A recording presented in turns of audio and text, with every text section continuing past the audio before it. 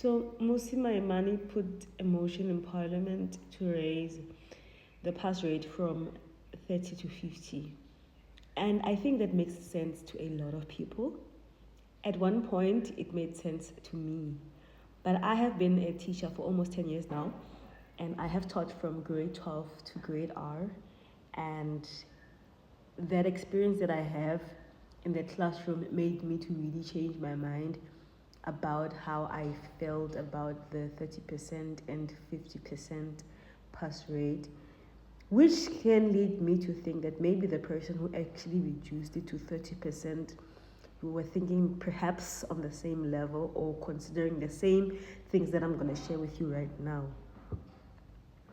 The first thing that I've learned is that the students are very different. Students are different and they cope with different subjects on a different level. And you know that in order for one learner to pass in grade 12, they have to get that 30% across the board in almost all the subjects, right? So if you have a learner that is very good in mathematics, to such a level they get 80% and 90%.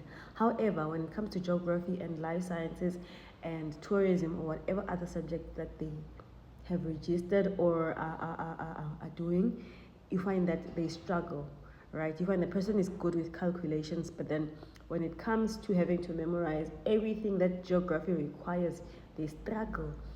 Imagine having to cripple such a learner with a 50% pass rate, that they have to get that 50% in geography in order for them to get their matric certificate. And they struggle so much. So it would put a lot of students at a disadvantage if the pass rate for all the subjects it's 50%. But if the pass rate is 30%, it allows a lot of students. There are a lot of students that are struggling. Let me tell you that in a class that has 50 people, a normal classroom setting that has 50 people, only about 5 students in the class are smart. Maybe one are smart. The rest of the learners are struggling. And almost half of the class are just trying to survive. That is why you find that in a lot of grade 11s, there's a lot of students that are not sent to grade 12 because they are really struggling and they are stuck in grade 11 and failing to move to grade 12 because the principals are also under pressure and they have to produce a pass rate of 80 and 90. But then the students, because they are really struggling, you cannot take 30 of them that are struggling in grade 11 and put them in grade 12 because they're gonna fail. And it's going to, you're gonna have to account as the principal as to why. And it's not everything that as an educator or as a principal that you can explain or account for, even though the department really does require you to account for those things. So in as much as it looks as if it's disadvantaging those learners in university, the learners that are really meant to go into the university will perform higher than the 50% required mark in grade 12. That way when they get to university, they're not going to struggle. So must we disadvantage the learners that naturally maybe are not as good with memorizing as those other ones? Must we discourage the learners that are just trying? You find that this learner already to get that 30%, it's already a struggle. They have to study day and night and sleep in school, and they still obtain that 30%. So in as much as people are worried that these students don't cope in university, university is not the only institution that is supposed to cater for the learners. We have a lot of learners that pass with higher certificate or whatever 30% average, bare minimum, that still manage to go to colleges, that still manage to survive.